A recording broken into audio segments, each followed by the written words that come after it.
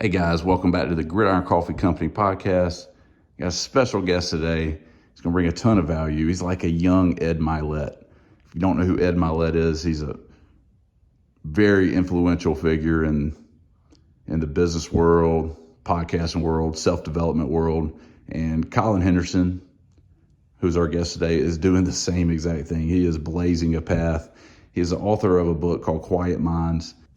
He's the host of the Master Your Mindset podcast, and he was also a two-sport athlete. He played football and baseball at Washington State, and I'm excited to have him on today. I know that this episode will bring a ton of value to you, so let's go ahead and get into it. And real quick, if you haven't already, go to the gridironcoffeecompany.com website, use code GameDay10, get you a bag of specialty roasted coffee. This coffee will change your perception on what good coffee is. Give it a try. You will not regret it. Head over there to the website, www.gridironcoffeecompany.com. Also, check out our scholarship. We are up to $1,100. Goal's $1,500. We're almost there. So if you want to pitch in, and if you donate $100 or more, I'll throw in a t-shirt and some coffee. All right, let's get to the episode. What's up, Brad? We're talking football, we're talking coffee, we're talking mindset, we're talking live impact. Let's go. Hey, look, exactly right.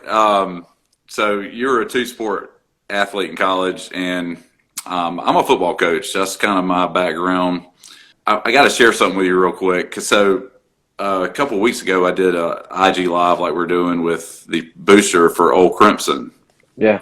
That flies at every single game day, right? That's right. All right, so he said that if I send him my team's flag up, if I could get a hold of my team's flag, that he would have it fly game day.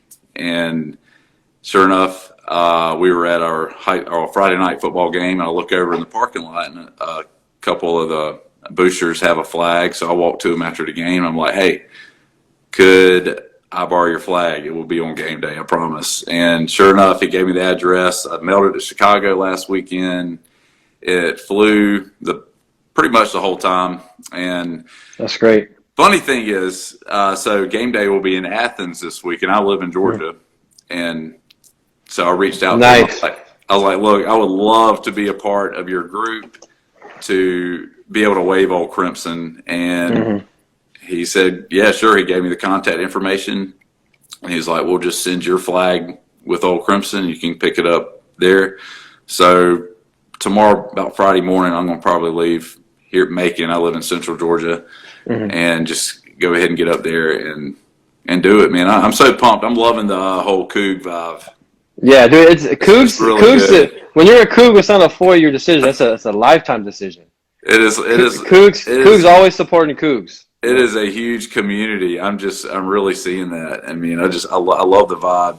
I would like to hear a little bit about your athletics, because I know I want to have some players that I coach, listen to this, and I think that would be very inspiring for them. And I'd personally like to hear how you got into the coaching space you're in now. I love it. So you want me to talk about how I got into sports and that like whole background? Yeah, I'd love to hear that. Yeah, well, it started at the early age, man. I love playing sports. My dad played quarterback at Washington University, go Cougs. He was a quarterback in the late 60s, played in the CFL.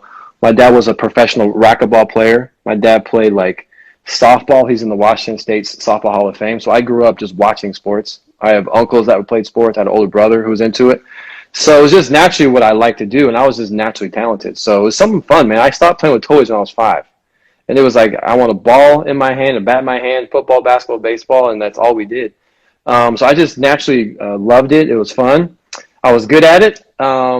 Played at, high school, I played football. I played basketball, baseball, a captain, starter, all the way through. Got offers for scholarships. I was actually better in baseball, by the way. But baseball gives you partial scholarships, where football gives you full scholarships. Did not know that. Yeah, so Washington State was one of a few schools that said, hey, Collin, you can play both. So I was like, no brainer. And I was brought up being a Coug. My parents met at Washington State. My mom is Pullman, born and raised. That's the home of the Cougs. That they met in college, and we just grew up loving Washington State. So it was It was kind of an easy choice. My brother was playing on the team at the time, so got to learn the offense that summer. Started as a true freshman, like week 5. Took a few years off of baseball just because it was kind of a lot, and baseball is a game of failure. And I was just like, man, I need to kind of just focus on football. But played 3 of baseball, so I did 4 football, 3 of baseball. But kind of my journey on like why I'm a mindset coach is because even though I was successful on paper, started, captain and everything, I hit anxiety. And what I tell people is I want you to picture an iceberg. Above the surface, that's like this small mass. On the surface is big mass. And that's what I call the outer game and the inner game. Above the surface, outer game, Collin Henderson, homecoming king, started 2 sports in college, popular, had friends. On the surface, man, dude, I struggled most of the time. I didn't ask for help. That's what most athletes, be tough. You got to be hard. And I struggle with confidence. I struggle with worth tied to outcomes. And listeners and people watching this live or on the replay on your feed, do you get your self-worth tied to a outcome, a result, catches, hits, wins, losses? You get your self-worth tied to what you do instead of being. So, and that fear of perfection, part of my story, which is very unique, is, man, that anxiety manifested into a slight stutter. I was so worried about what other people thought. I was so worried about not messing up. I was so worried about being perfect that I wasn't present. And really, fear is worrying about what's going to happen. Fear is in the future. Shame is in the past. So I would hold on to my past failures, worry about the future. I wasn't present, was worrying about what people thought. This is what is called FOPO. This is a term coined by Dr. Michael Gervais. FOPO is fear of other people's opinions. So just like feeling these emotions of I am a recovering perfectionist, I have imposter syndrome, we're tied to outcomes. And I was in business and sales, selling to hospitals and doctors for a while. And it hit a point, man, where I was super struggling, dude. I just was not sleeping, wasn't healthy, wasn't present father as a husband. But a mentor changed my life. And I'll say this, listeners, when the student is ready, the teacher appears. So if you're not ready to do the work, it's going to be hard to really transform. If you're not ready to get vulnerable, it's hard to improve. If you're not ready to dig deep, and to get out, you have to go within first. So a mentor gave me a book called Positive Intelligence by Shirzad Sharmin. So prior to that experience, Brad, I was crushing Netflix, bro. I was watching lots of sports. A lot of chilling, huh? Well, I mean, I was married, so I guess kind of. But lots of sports, and my escape was going to watch movies, man. My escape was, in the middle of the workday, I would escape reality and go watch like back-to-back movies just to numb myself from like what I was feeling. And why I say that is because there are 3 things we can train: our body, our craft, and our mind. Most athletes train their body. Most people in business just train their craft. But most people are not prehabbing. This is called mental conditioning, proactive work. Things like gratitude, self-awareness, stay in the present moment, self-talk, how to visualize, process over outcome, how to deal with self-doubt, worry, and fear, how to, work through those things, how to deal with pressure, and how to have like a healthy self-image, self-worth. So I got access to this book, Change Companies, and I'm a person of faith, and God never says, oops, my bad. God has a plan. So in that moment, I had another teacher that said, hey, Collin, sales psychology beats sales strategy. What's up, Charlie? I see you, brother. I see him jumping on. And he just gave me a list of like 30 books on the power of the mind. And I'll say this, man, I just wanted to be coached. I wasn't coached. I feel you on that. I just wasn't coached. Like my way of overcoming was grinding and working harder, and that usually backfired. So I asked, are you grinding or are you grooving? Grinding, sometimes you go backwards. Are you grooving? You have the right mentors, the right lane. Are you playing to your strengths? Are you in your gifts? So I got a hold of this information, and I just became obsessed with learning the power of the mind and then applying those learnings. I wrote a quote down that I heard you say that I thought was really good. It says, our limits begin where our vision ends. And that's true. That really just kind of clicks with me. That is true. So it's this concept. You never outperform your self-image. The most powerful force is how you see yourself. And I feel like this message is really good. I mean, it could be very applicable to adults, but a lot of kids, teens, and stuff like that they want to be the popular kid, or they look at what maybe somebody that's a little more athletic than them and think that, oh, I got to be like that, or and just create this, like you said, FOPO. I mean, there's no other better way to put that. Yeah. So there's this phrasing I learned from speaker, author. His name is Jay Shetty. He says, "You aren't who you think you are. You aren't who others think you are. You are what you think other people think you are." And that's not even true. So you're creating this false reality of what you think other people think, and it's really holding you back. And you're creating a self-image of, I guess, what your parents have said, or teachers, or bullies, or haters, or you're spending all your time judging and comparing yourself on Instagram, TikTok, and Netflix, and on TV, and said, "Hey, yo, just be yourself, man." Like your superpower is being different. Yes, amen to that. Your power is stepping into being unique. Like that's, dude. You can't transform the world trying to copy other people. So it's exhausting too. I mean, it's super exhausting trying to fake it. I mean, you're living to somebody else's standard.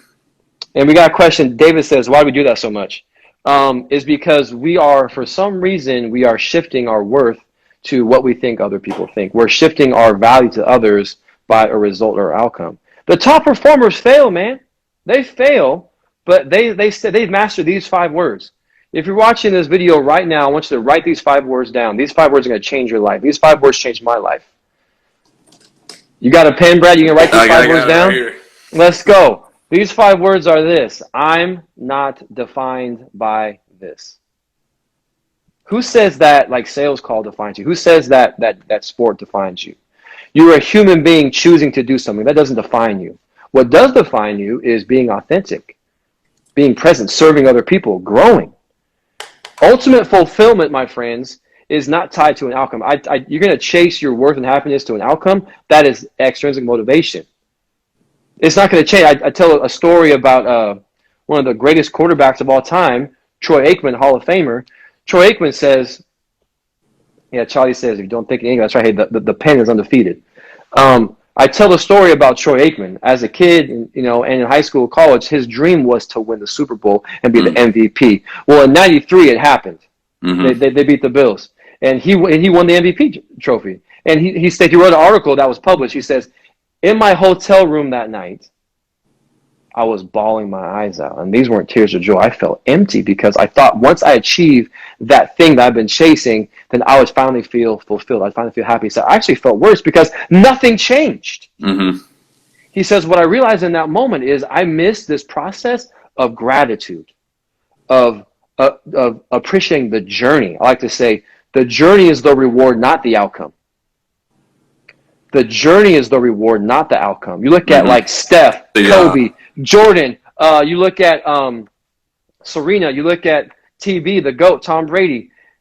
They love the process. Yeah, our running back, his name's Bryson. He just hopped on. He's a he's a heck that's of a right. player. Oh, and run to win. Yeah, it's true. Yeah, finding your worth, in your faith, finding your worth in being a part of something larger than yourself. One of my favorite Bible verses is Romans 12, verse 2. Don't conform to the patterns of this world. As in, don't chase like external things of the flesh. Like what Jesus says, drink from my cup and you'll thirst no more. Be transformed by the renewing of your mind. I'll say it again. Be transformed by the renewing of your mind. And seeking validation to human connection, getting validation from service, impact, not wasting a rep, not wasting a day, changing someone's life. That's how we can get more self-worth, is really being present, man. Yes. Because the best stuff is in these little things, man. We miss the little things. Little things like having a great conversation with someone. Seeing a stranger and just being kind to them. Or meeting someone different. Or going and leaning into your fear and growing from that failure. Exactly. Yeah. We had a game last night, and just to talk about identity for a second. So I've been a teacher for like 14 years, and I coached for most of those years. And I got to a point where I felt like coaching football or being a coach, or when I was in a room, or if say my wife got a new friend and they had their husband, and it was like the only thing I had to talk about was football. I felt like that was my identity, and I wanted to be more than that. And I gave it up. I gave up coaching completely for over 2 years. And I kind of went on this just a real like, I don't know what to call it, a personal development journey. And I ended up running the Chicago Marathon. I ran a couple marathons. I don't know, I was kind of exploring my limits physically and mentally and all that sort of thing. But yeah, what you do does not, that's external, just exactly like you were saying. One thing that I just slipped my mind. How about you hold that thought? Well, here's a drill you can do. I'm a mindset coach. I'm gonna draw a mental offensive game plan for you. So a drill I teach is having a balanced me wheel. Think about a wheel on a bike. If there's just one spoke and you hit a pothole or a curb, and you're gonna crash. So if your self-image is tied to I'm a performer and that's all I am, whether it's dance, music, choir, coding, whatever, acting, whatever you're doing, or an athlete, or in sales, business, you run a church, whatever it is, if you get your self-worth tied to that one thing, what happens when you don't? Does it mean you're not worthy? So what we need to do is look from within and say, hey, I'm more than one thing. You look at LeBron James, he has a whole platform that says you're more than one thing.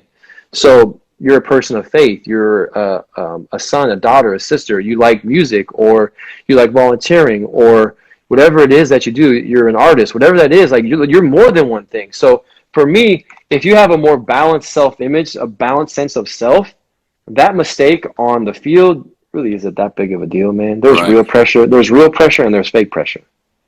There's real fear and there's fake fear. Oftentimes, fear is created in our mind. There's people fighting wars. There's people who have cancer. There's people who can't guarantee when they're going to get their next meal. You're freaking out about you dropped a pass. Let's go. You aren't defined by being an athlete. I'm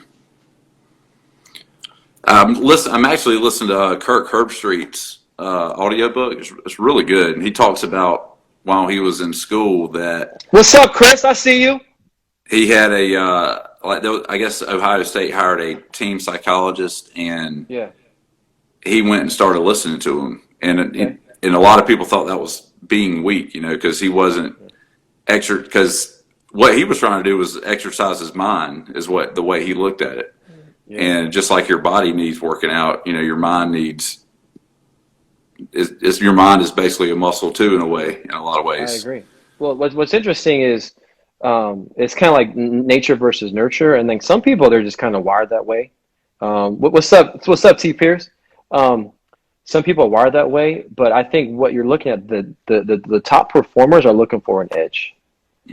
They're looking for an edge, and everyone trains physically. Everyone does. But I really believe that mental performance training is the missing puzzle piece. And just like there's different muscle groups you can train, your glutes, your pecs, your traps, your triceps, your quads, there's different mental muscle groups you can train proactively, like confidence, resilience, the power of habit, goal setting, you know what I'm saying? And spiritually. Your faith muscle. So if people like Russell Wilson, since he's been drafted in 2012, gives props to his mental conditioning coach, Trevor Moawad, who passed away, who was one of my mentors. Rest in peace, Trevor. And we're seeing like Phelps, who has an app talking about mental health. You have, two of the top female athletes, Biles in the Olympics, and the American, she plays tennis. I forget her name, like Osaka. I forget her name. But they're talking about how their mental health matters. So I feel like there's kind of a shift now, where asking for help is the ultimate sign of strength. You're actually pretty weak. You're actually weak if you don't ask for help. You're actually going about the wrong way. You're actually unhealthy if you don't ask for help. And a lot of times, what I've found out, if you need help, there's usually people there that will help you. Yeah. Well, we got David asking a question: how much of winning sports, especially the consistency connected to the psychology, mental strength? Well, here's my question: how oftentimes are wins and losses, or you don't execute? Is it a physical mistake, or is it a mental in terms of the moment was too big, or you put too much pressure on yourself, or you weren't present in the moment, or you had success early and you put extra pressure on yourself and you actually sabotage, or you didn't come out strong and you said, I guess here we go again. I would say that like 80% of how our performance, once you get to these top levels, now granted in high school, there's some physical differences. And in some, like if you're like a school that's like a Power 5 school versus a smaller school, you just don't have the size. But when you get to the highest levels, the number one separator is not physical, it's all mental. 100%. Yeah, the higher you get, I mean, everybody was a stud at their high school, you know. So Yeah, but I would say this: the biggest growth potential is not physical; it's mental. Mm. The biggest growth potential is, I mean, physically. Let's face it: like, there's only so much you can lift weights. There's only so fast you can run. There's only so high you can jump. But your mental strength, what is possible, your brain is freaking limitless. I said the body has limits, but the mind is limitless. But people don't know what to do. They don't have coaching on this side of it. that is a really good point. Because I mean, you can only run so fast,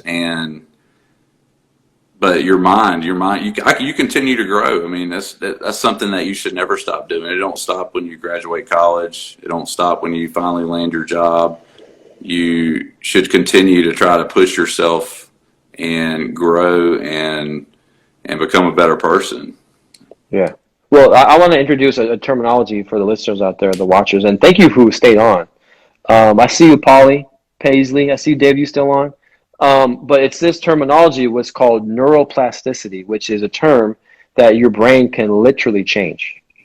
When you change your thoughts and your actions, you create new neural pathways. It's a process called myelination. You're creating neural circuits that becomes this like default mode, and up to 97% of our actions are controlled by our subconscious mind.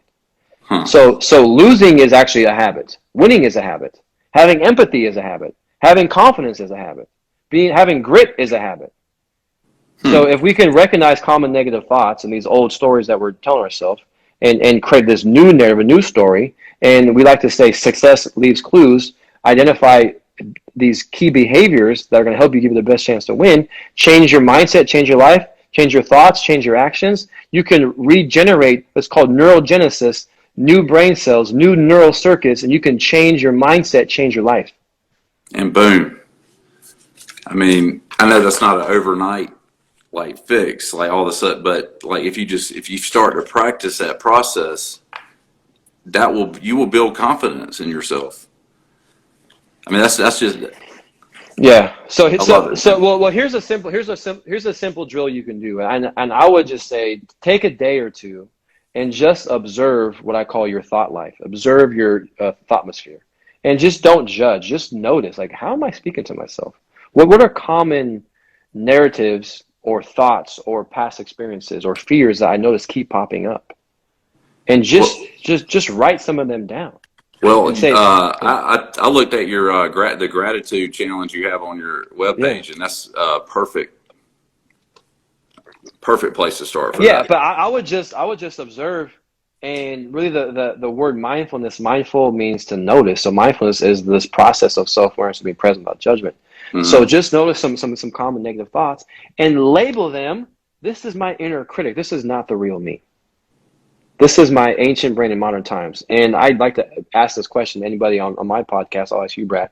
What % of human thoughts are negative? I know it's 80. 80%. That's a lot. And 95% of human thoughts are reoccurring. So if you let your brain do what it do, it's going to go negative. Yes. So I love this quote from author, speaker, and psychologist. Her name is Dr. Susan David. She asked, who's in charge, the thinker or the thought? If the brain is untrained, that thought's going to win. If the brain's trained, the thinker's going to win, because you can notice and redirect. Your first thought will probably be negative, but your second, third, fourth thought doesn't have to be. So if we can identify, hey, what are some sabotaging these old beliefs, old stories I need to just identify? Because our mental conditioning is not shaped by positive experiences. It's shaped by stuff that's negative. Negativity is like Velcro to your brain. Positivity is like Teflon, it bounces off. So your self-image and your mindset and your beliefs are shaped by what I call trauma, drama, daddy, and mama. These negative experiences that you're still holding on to. So if we can identify them and ask ourselves these two questions: is that thought true? Said by who? Let's poke holes in this negative false story. And then let's pre-plan some thoughts on your core values. Let's pick some traits, some behaviors that you value and know them. Let's memorize what I call anchor statements, some powerful self-talk. I am present, I am authentic, I am courageous. And do a checklist of when you've had past success, and a checklist on the behaviors, the habits, how you've prepared yourself to be in this moment. Because most people think themselves into failure. Let's think ourselves into success. The average play in football, Brad, is about 5-6 seconds. And the average time in between is like anywhere between 20 to like 30 seconds. If you're doing a no huddle spread, air raid, it's a little faster. But, yeah, right. But in a 3-hour game, you're only competing for 11 seconds. Therefore, you can think yourself into failure for 2 hours and 49 minutes. And all of our training, Brad, is to win that 6 seconds, lifting, conditioning, practicing physically. No one trains us how to win that 2 hours and 49 minutes. And that's where games and championships are won and lost. It begins before it Oh my God, you're so right. That's just so true. Because so much, I mean, just going back to football, I mean, so, like, you make one bad play, that play can haunt you the next play. And one thing I always try to teach my players is that I always tell them the most important play is the next play. Yeah. Forget about what just happened. You got to focus on moving forward, and look at like the windshield of a car. You got the rear view mirror is a little bit smaller. You can look at the past and kind of learn from it, but the big picture should be the windshield, what's moving forward, right? Yeah, and David's got a good question. How can you grow your mindset to be resilient? And I'm gonna give you two things. The first one is to have what we call an internal advertising campaign. So just write down like a self-talk game plan. Write down 3 things you're going to say to yourself. Maybe one sentence is I've had success before. Maybe give like an example of when you balled out. The next one is maybe write down, hey, what work have you put in to be worthy of greatness? You've trained, and what is like a self-talk statement you can say, just like my affirmations. I'm present. I'm authentic. I'm courageous. But I want you to come up with a reset routine. So you're going to be saying those things on repeat. I am here. I'm built for this. Whatever it is you say to yourself, just to have that self-talk game plan. So you're saying like maybe have something in case you get off track. Well, I would just have something memorized that you go to. Yeah. Because if you don't have a mental game plan, so it's this phrasing: don't listen to yourself, talk to yourself. This is called thought replacement. You only think about one thought at a time. So if you're filling your brain with something positive, that's more affirming, that's more kind to yourself, negative thoughts can't come in because you're saying I'm authentic, I'm present, I'm courageous, or stay low, attack, believe, whatever it is you need to say to yourself. And just quickly think of times you've had success. Like, do I earned the right? Because what's going to happen is your brain is going to think about all the times that you failed. Mm-hmm. So just have this ad campaign to yourself. Advertise yourself. You're worthy of greatness. And then when you notice that inner critic pop up, when you make a mistake, which is going to happen, have a reset plan. Press the reset button. I have these bracelets that says reset, refocus, rise. So I say just press the reset button. So there's three ways you can press the reset button. Is have a verbal, a physical, and a visual reset. So have like a mantra that you say. Like, what's your mantra, man? Like, what's your self-talk reset that you're going to say when you notice doubt, worry, fear? Say that reset word, that phrase, to get your mind back on track. Because the brain thinks in 4 dimensions. Our words create pictures that we see. These pictures create emotions that we feel. These emotions turn into actions. So it starts with a word. So if that thought cascade is I suck, I'm going to mess this next play because I messed the next one. What are people thinking? FOPO starts coming. If you can stop that negative thought cascade with more productive, compassionate, pre-planned thought, that's gonna just trickle down a more productive thought pattern. And then those thoughts become actions. I mean, I say TBT, man. Thoughts become things. Yes. What's up, Sarah? And then have a physical routine. So Kobe, the Mamba, what he would do to reset was he would untie a shoe and tie a shoe real quick to lock back in. Okay. He'd have a physical reset. One of the greatest gymnasts in history of Team USA, her name is Loy Hernandez. Before each event, she'd put her hand in her diaphragm, she'd take a slow deep breath, and she said, I got this. So she'd use breath as a physical, her and diaphragm as a physical routine to channel her mind to get in the present moment. So breathing is another powerful thing we can do. The bigger the moment, the bigger the breath. When usually we're nervous, anxious, we get what's called shallow breathing, what activates fight, flight, freeze, hide. Slowing down that exhale tells your subconscious you're not in danger. So have a verbal reset, have a physical reset, and the third one is have a visual that you can look at, a visual cue. Some players in baseball look at that left field foul pole. Yeah. Some performers I work with, they read the banners during like pregame, the national anthem to calm their nerves. They just focus on something else. Some performers are trying, hey, look at that American flag. You want perspective? Look at the American flag. People are fighting for wars. You think this is pressure? You know, if there's people in business, hey, look at a frame picture of your family. Like, get your mind back in the present moment. Let's go. Put things in perspective too. Yeah. So visual, physical, verbal. All right, I got a question for you. Who did your mentor like? How did you learn all this? This is just so good. Dude, I learned this because I suffered from all this, man. So that makes sense. I'm a client of my own work. So I'm just a nerd, and I read a ton of books, a ton of articles. I go to workshops. I go on YouTube. But I think remember what I talked about in the podcast here is like, well, do you learn for entertainment or do you learn to get better? Do you listen and then do you process and do you take notes? And the last step is, do you apply it? Mm. And then really like next level is do you distill it and then teach it? Because you actually learn more when you teach. So learn I agree with that. Process it, reflect, write down the key points that we spoke to you. And then you start living those values and those new learnings, and then teach other people. It could be like a spouse. It could be this like men's group. Your F3 group.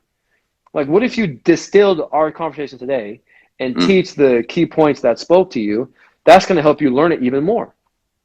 Yeah, one of the things as a PE teacher, one of the things I like to say is like an Aristotle quote: "Is we learn by doing," and just taking action. I believe is just a great tool for growth. Is that Coach Brett McDaniel in the house? And now talk about mentors. Coach McD is one of my mentors that got me into this space. Okay. Yeah. Man, I'm hooked, man. I'm loving it. I'm gonna follow you. I'm gonna get your book, Quiet Mind. And anybody else that's watching, I mean, Collin has several books out that I'm definitely want to dig into. I see Ben. There's Ben. Ben's a great guy. He's up near Coach McD. He's from Washington, I believe. Washington or Oregon. I can't remember. Ben, are you from Oregon? We're in a men's group together. Well, I'm gonna give a shout out to Coach Brett. Coach Brett taught me about the reset button. Okay. And he taught me about a lot of stuff. So I would say get around people who are passionate about this. So it's this relationship. It's this ratio, 4-to-1. 4-to-1. 4 is to 1 as the mind is to the body. 4 is to 1 as culture is to talent. 4 is to 1 as person over performer. So if you lead people and it's just all about craft, sport, physical, you're missing out on the biggest growth potential is mental. Mm-hmm. Also, if you're not carving out time to elevate culture, like what are our core values? What's our mission? Let's build relationships. Let's pour into each other. Let's know what are your goals? What's your why? What's your background? What's your family like? What's your aspirations? How can I help you get there? And then person over performer. Yes. It's about growth. It's about serving. It's about gratitude. So I think a lot of us have it backwards. I mean, I would wager the best leaders you had loved you as a person. The best teams you had, man, it was family. It was like, I got your back, like ride or die. Well, why wouldn't you be intentional about shaping that type of culture? That's right. Amen to that. I mean, it's about serving each other. I can tell you that the group I'm coaching right now, these boys, I mean, they love each other, and you just feel, like you said, the culture that I feel like this team is like ride or die. I'm excited to see them go through high school together. Well, I'm gonna say, Sam, bro, I love you, man. I miss you. Pullman Greyhounds, go Cougs. And then Ben, the book is called Quiet Mind. You go on Amazon right now. Hey, I want to tell you this. All right, we're going to close out here in a second. Watch Game Day this weekend, and if you see old Crimson flying, just know that I might be one of the guys waving it. Let's go. I'm locked in. We watch it every single week, man. It's like playing I Spy. Yeah. It's weird because I guess when it first started, I was like, man, there is always a Washington State flag there. There is. And then sure enough, it was actually a real thing. It was supposed to be there. Hey, so Brad, it was super fun. It was super fun, this conversation. And I'm going back to your small group F3 fitness. I would remember of that fitness faith fellowship. That fitness is not just fitness physically, it's also mental fitness. Good point. So you got to have both. Yes. Well, Collin, man, I appreciate this. This is a good talk, man. I think I got just as much out of this as anybody else that's going to watch it.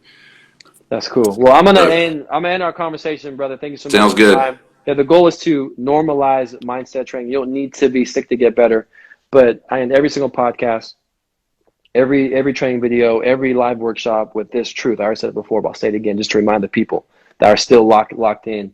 Is this: the body has limits, but the mind is limitless. You are limitless. Peace. Thanks, man.